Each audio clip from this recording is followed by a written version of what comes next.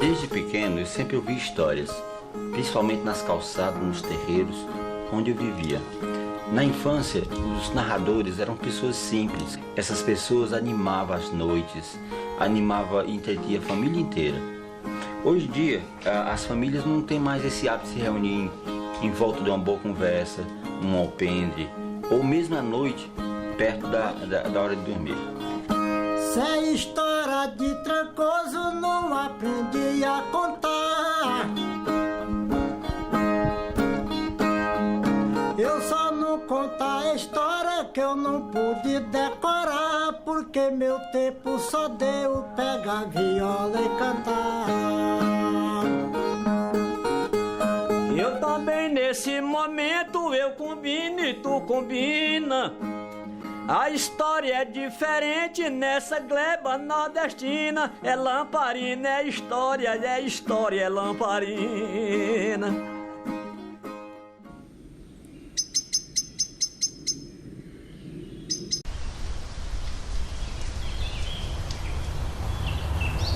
No tempo de eu criança, que vamos dizer no tempo das lamparinas, né? A gente comprava gás e tinha as lamparinas para clarear a casa, né? Não tinha um negócio de luz, ninguém ia nem falar luz elétrica não, né? É porque na vida rústica do campo, eu sou muito acostumado. Porque eu desleito vaca, eu crio bezerro enjeitado e casto de espingarda passar a noite acordado. O que fez eu contar, eu gravar essas histórias na memória, porque o que eu sei não é feito na hora não, certo? É gravado na memória, aquela lembrança de menino. No tempo da minha infância de 10 anos, 9 anos, 10 anos, não tinha o que tem hoje, né? A riqueza que tem hoje, televisão, rádio, toca-fita, DVD, videocassete, não sei o quê, não tinha essas coisas, era um radinho de pilha. Nós ia daqui, quase como daqui, eu ia à noite. Rapaz, vamos assistir o rádio na casa do seu Augusto de Moró, vamos assistir o rádio lá no seu Zé Facundo. Rapaz, lá tá passando uma história boa. E nós se jogávamos nessas validas aí, a turma de pichote aí, tudo. Assistir um rádio, rapaz. Chega lá, a gente caçava por onde é que a pessoa estava conversando. Não sabia se aquele rádio a pessoa estava escondida por trás do rádio. Né? Aquela voz saía, mas ninguém sabia por onde era. Era assim, sei lá. A rua era no escuro, a rua tudo no escuro. Só tinha mesmo a luz de casa, a lamparina, né? Hoje em dia acabou essa lamparina, você falta energia, sem uma vela, nenhuma coisa assim. Oi, Ney, traga uma lamparina aqui pra mesa, porque nessa época nem no Ataré tinha energia, não tinha energia ainda, nem na cidade não tinha. Aquele não podia comprar o querosene, como fazia assim uma vega de cera com algodão, cera de abelha, botava dentro de um prato e aí tocava fogo, aí botava um óleo, uma coisa, para iluminar. E muita gente usava uma roda de mamona, fazia um candeeirinho de barro, botava o pavio para um lado, outro para outro, e o óleo, e acendia o candeeiro. Você já viu falar que tem até música falando do candeeiro. Acenderam o candeeiro e derramaram o gás da música assim. Quando pequeno, era comum fazer as rodas de criança e ter uma pessoa que fazia as contagens de história. E aquilo ali a gente ficava impressionado, né? Eles faziam aquela roda de gente, né? E ficavam ali no meio de... na beira de uma fogueira. Eles primeiro formavam uma fogueira bem grande, né? Aquela fogueirona grande. E aí, quando era boca da noite, se juntava 5, 8, 10, 12, até mais, né? Ali ao redor daquele fogo. E ficavam conversando de história para uns aos outros, contando história de um para outro, né? E tudo isso eu ficava por ali, acerando por perto, porque às vezes criança naquela época não tinha direito a estar perto dos seus pais, ouvindo o que os pais conversavam, né? Mas eu ficava por ali acerando, escutando, e tudo que eles estavam dizendo eu estava gravando.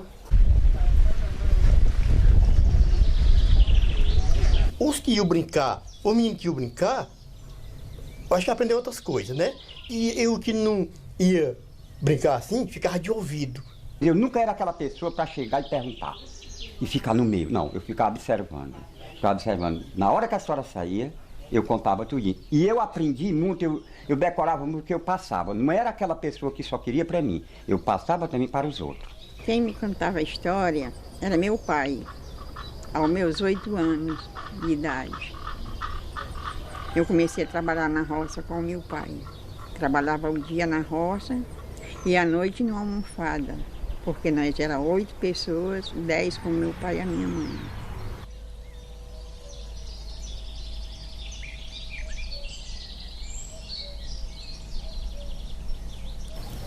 Meu pai era muito inteligente, era coisa de Deus. Assim, ele recebia a inteligência como se fossem os profetas, né? Ele é quem contava pra gente todo tipo de história. Era menino demais, em casa era 15 filhos. Era sempre coisa familiar. Meus pais, os parentes, os vizinhos que gostavam de se reunir às vezes à noite, contar uma historiazinha, contar outra anedota, piadinha, coisa. Sempre eu gostei disso. Essa herança da minha avó, porque naquela época eu me lembro, eu tinha pouca idade, tinha 3, 4 anos, aí minha avózinha contava muita história, porque naquela época nem rádio tinha, né? Eu sempre ouvi muita história durante a minha infância. Minha mãe foi a minha grande contadora de histórias.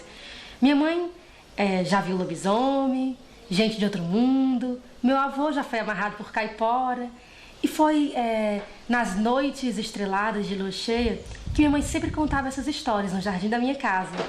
Às vezes nós pegávamos no som, terminava a história, não sabia nem como era meu dia. Vocês aprenderam a história? Não, a mãe contou a história muito comprida.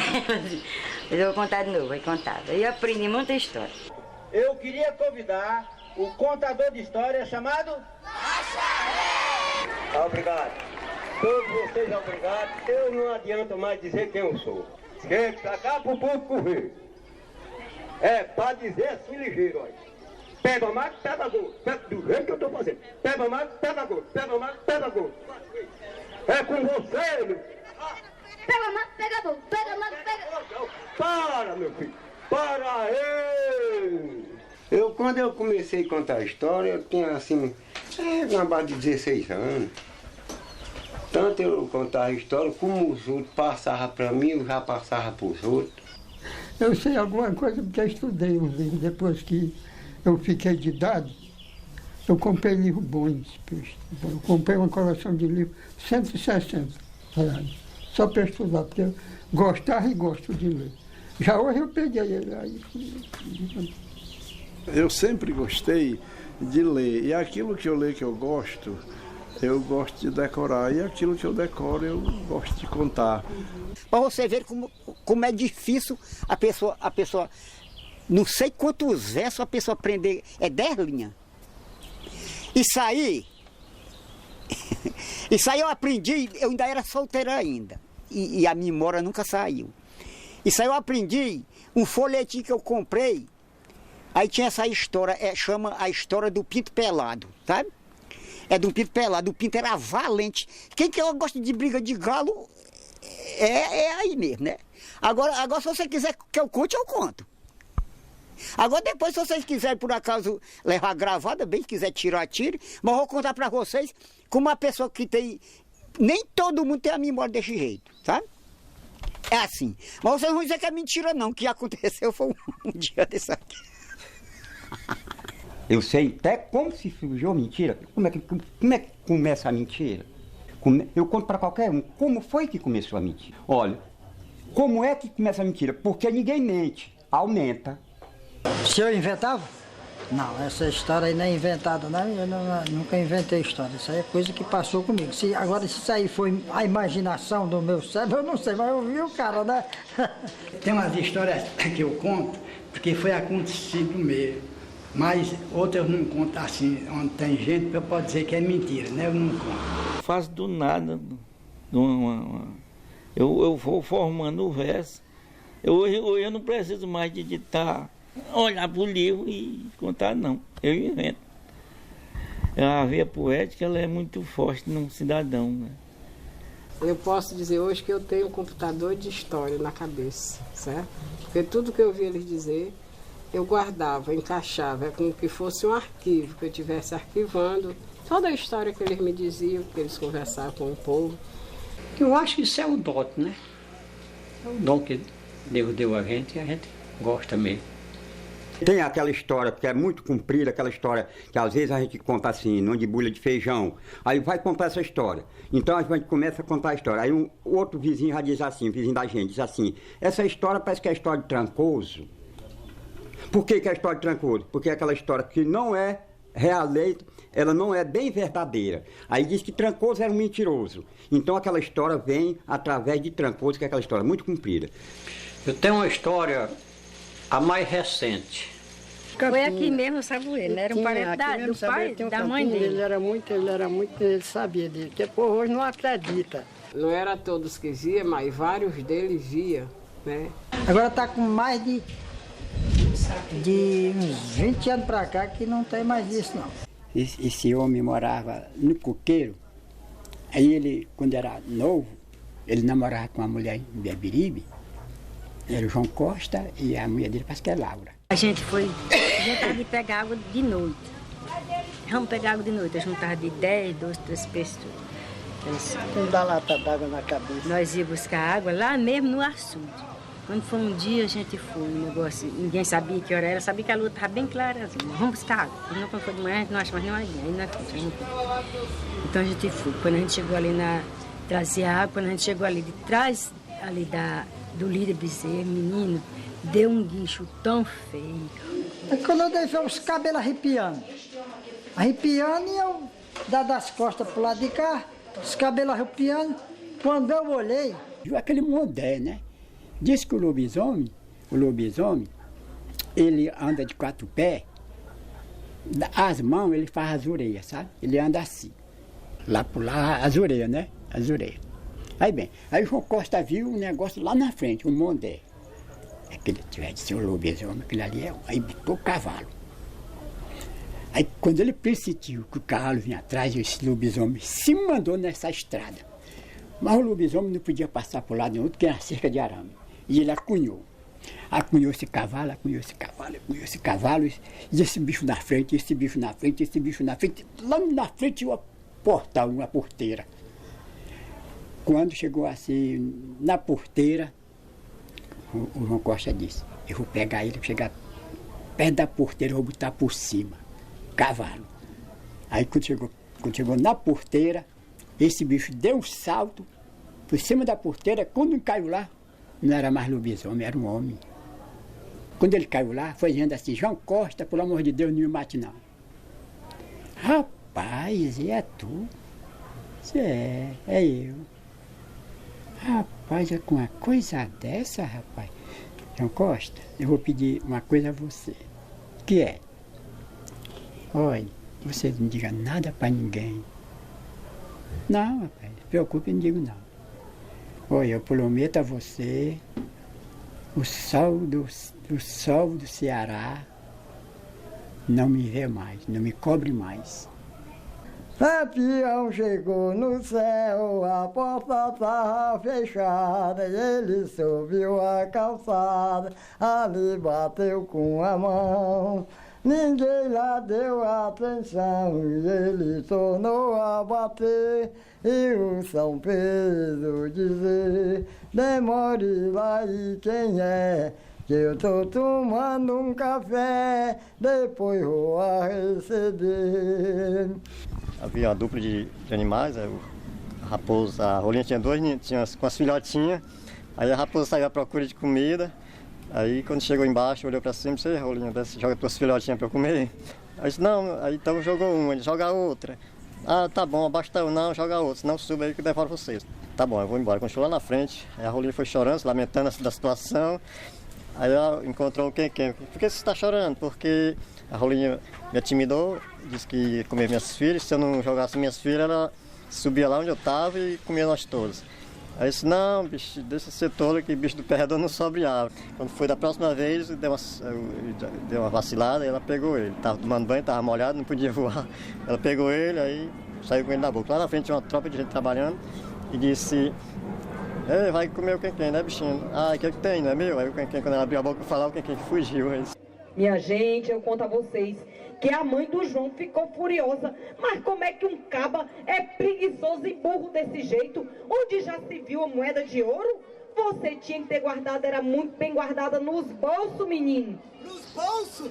Vixe, ele foi dormir lembrando das palavras da mãe. Teve até pesadelo. No bolso, no bolso, no bolso, no bolso, no bolso, no bolso. Vixe. Tem essa rua aqui que nós estamos e passava aquela outra rua da caixa d'água ali, da rua ali, né? Então tinha era tudo mata. E elas falavam pra nós: Alzira, a gente tudo garotinha, você vai hoje pra novena, vamos? Então quando a gente formou uma turma aí de 5, 6 mocinhos com rapaz, tudo aquelas primos da gente. Então os que foi primeiro vinha correndo, nós, o que é? Homem, ali tem uma moita, então saiu uma fé, uma fantasma lá que nós vimos toda com medo. Então a gente chamava aquela moita... A gota do pecado. Gota do pecado. Então nós chamávamos aquela moita que já parecia visagem, né? Diz que era uma véia, uma pessoa com uma trouxona assim na cabeça, uma trouxona bem branca na cabeça, e a gente voltava tudinho para trás. E nisso foi... Sempre a gente ia por lá, havia aquelas coisas que o povo dizia. Aí em casa entrou água e o meu vizinho, a água ficou mais ou menos do pescoço para cima. Eles tentaram escapar em cima do giral, né? Subiu a mulher, a mãe da mulherzinha, as crianças. E por sinal o genro também estava lá, ficaram lá em cima. E o máximo de esforço para a velhinha não descer na cheia, a sogra do referido marido da mulher. Aí o que acontece? A velha escapou ali, na cheia, né? Aí lá adiante a velhinha se agarra num galho de pau, aí fica pedindo socorro e a filha em cima do giral, atrás de segurar os filhos, parede tudo, perguntou pro marido, disse, ô Honório, que é de mamãe? Aí ele disse, não sei, ela estava aqui ainda agora, que é de mamãe? Ele disse, lá está a mamãe, vai lá, Honório. Quer bugar de mamãe? Ele foi lá, quebrou. A pobre da desceu. Você já viu falar na rede que se sumiu da Varginha pra cá? Eu digo, não, senhor, o que é isso? A rede saiu de lá e não chegou aqui no Saboeiro, não. Essa história aí, muita gente Só sabe. as lendas em Saboeiro. Aí eu digo, não, gente, a Maria, essa rede pra onde foi? Foi para Iuaba? Não. Foi aqui para Antonina? Não, essa rede não chegou em canto nenhum, peça foi de gente para todo canto da família. E como foi? Ele foi de rapaz, essa rede é o seguinte. Passou essa rede vinha para se enterrar aqui no Saboeiro, uns 20 homens, porque nesse tempo era tudo na rede, pau da rede, sabe como é? Bota, morre, acabava, bota na rede, aí pega, amarra num pau, um na frente e outro atrás. Nesse tempo aqui era desse jeito. Boa noite. Pessoal aqui presente, eu vou contar umas histórias, porque tem muita gente que não sabe o que é uma história, né? É história de Trancoso, que a minha mãe sempre contava para nós. Dormir, nós deitávamos no terreiro, vamos contar a história. Aí começava a contar aquelas histórias, mais história. E quando nós pegávamos no sono, ela ia, já tá tudo dormindo, agora terminou a história. Eu senti muito orgulhoso, né, de ir lá no meio do povo, contar essas histórias. Eu me senti outra pessoa. Eu me acho, sabe por quê? Porque o trabalho da gente fica valorizado, né? Como eu chamo assim dizer, né? Tem mais valor, aquilo ali tem saída, o pessoal vê. Às vezes eu estou aqui na minha casa aqui, às vezes minhas meninas telefonam, papai, eu vi o papai na televisão, vi não sei o quê. E essa história já tem nos livros contados pela Pequena. Contado pela Cacique Pequena no Aquiraz. Já tem os livros, em todas as escolas tem essa história. As escolas do município de Aquiraz tem essa história contada pela Cacique Pequena. Ando por todo canto, ando em Juazeiro do Norte, ando para Limoeiro do Norte, só por conta do estado, porque o pessoal me conhece, eu passei para Mestre. Aí viu essa... Onde eles me levaram, faz lanche. Pede a gente para a gente vai. E se você souber procurar, você encontra ainda vários contadores de história. Não eu que sou um fã dos contadores de história, mas o verdadeiro contador de história, que não está ligado ainda aos veículos de comunicação, que ainda não recebeu a influência do mundo moderno e que ainda se mantém naquela tradição, com o amor aos contos de história, né? Essas histórias que eu contei, né? Que herdei de meu pai, aos meus 8 anos de idade. Ele disse que quando Deus levasse ele ia deixar o cérebro dele comigo. E realmente, hoje eu estou com 80 anos e trago ela gravada em meu cérebro.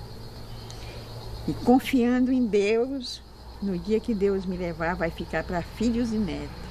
História de minha vida, herança de meu pai. Eu era pequenininha, assim, quando ele contava muito, farria no meio da gente, assim. Ele tinha uma historinha do macaquinho que o pai dizia, como é que o macaquinho apertava no dedo da gente, assim, o macaquinho chupando, mamando. Ah, sim, como é que chamava? É o mico, é o mico? Mas ele apertava tanto o dedo da gente, que chegava a gente, faltava pouco, chorava, acho que era o macaquinho mamando, sabe, assim, chupando no dedo. O mico que é o sonho, né, aquele sonhozinho. Vocês conhecem o sonho? E isso está no sangue do povo nordestino. Se você parar uma escola daquela com os meninos de 7 anos e fizer um conto de história, eles param tudo. Toda noite eu tinha essa tarefa. Eles diziam, pai, conta historinha aí, que eu tinha a história do Quem-Quem e da raposa, a minha caçulinha, que era pequenininha, disse, pai, conta a história do Quem-Tem, que ela chama, ela falava ruim. Tem uma neta aí que é louca por história minha da Marisa. Aí tem hora que eu tô cochilando, aí eu já meto outras coisas, né? Mas eu vou até dormir, já tá dizendo outra coisa aí. Já desse contando uma história aí, comecei a contar a história, aí ele disse, vê, Luana, vai fazer as coisas, que a outra netinha que mora mais velha. Aí a Carlinha disse, eu vou saber mais contar a história, não, vou até sonhando. Quando eu chamei eles para escutar, para mim contar para eles ficam tudo paradinho. Tudo paradinho. E outra, que hoje, no que eles convivem na escola, a gente contando história para eles escrevem tudinho. Eles escrevem tudinho, sai tudo escrevido, aí para ele repassar, fazer outras novidades para eles. Os filhos já estão tudo grandes, aí é os netos, né? Às vezes que eles moram assim pro canto, ali naquela rua de cima, todo mundo tá lá, mas às vezes eles chegam aqui em casa à noite, vai contar uma história de conta. Aí, às vezes até os meninos vizinhos também escutar. Quer dizer que aquela história já foi, minha mãe contava pra gente, a gente aprendeu, a minha avó contava. É muito difícil você ter assim um pai que hoje senta, conversa com seus filhos, conta história, faz brincadeira. Hoje é uma coisa mais assim, mais... Não, o pessoal hoje, né? rapaz, tá eu acho que hoje os contatos pai e filho são poucos os que têm, assim, contato de conversar mesmo, né? São poucos. Porque hoje a história de hoje é só de se ver no Rio de Janeiro o que está passando. É só tristeza, né? E antigamente tem alegria, eles contavam a história, a gente ficava ali, que ficava só ouvindo para dentro, sentado assim, um foguinho na frente do terreiro. A gente tudo mesmo ditado. Era um foguinho, era no tempo da lamparina mesmo, do candeeiro. Era esse tempo. Eu sempre tenho defendido de que a nossa identidade ela tem que ser preservada principalmente pela mídia. Ela não tem aquela preocupação em exatamente fazer com que se preserve a cultura. Mas somente a cultura popular é que exatamente mostra a diferença de um povo para outro. Como é que a gente diz? Saiu do bico do pato, entrou no bico do pinto. O senhor Reis mandou dizer que contasse mais sim. Eu, quando era criança, o meu trabalho era me subir em coqueiro. E eu fui me subir no coqueiro, quando eu olhei para cima, não vi palha nem nada. Só vi o tronco do coqueiro. Aí o velho me deu uma banda de rapadura e um bocado de farinha, botei num saquinho aqui e me mandei. Quando foi meio-dia, eu olhei um negócio preto lá em cima do coqueiro, eu disse é o olho do coqueiro. Quando eu cheguei lá, era um cupim.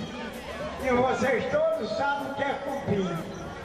Eu me sentei no cupim e comi a rapadura com farinha e me mandei. Quando foi às 4 horas da tarde, eu cheguei lá no olho do coqueiro. era coco demais. Eu baixei o facão, cortei os cachos de coco tudinho e para me descer, agora sim, que eu chego lá em terra, é de noite, tem muito lobisomem, o lobisomem me come. Eu cortei uma palha em 2 pedaços, botei aqui debaixo do braço e me joguei.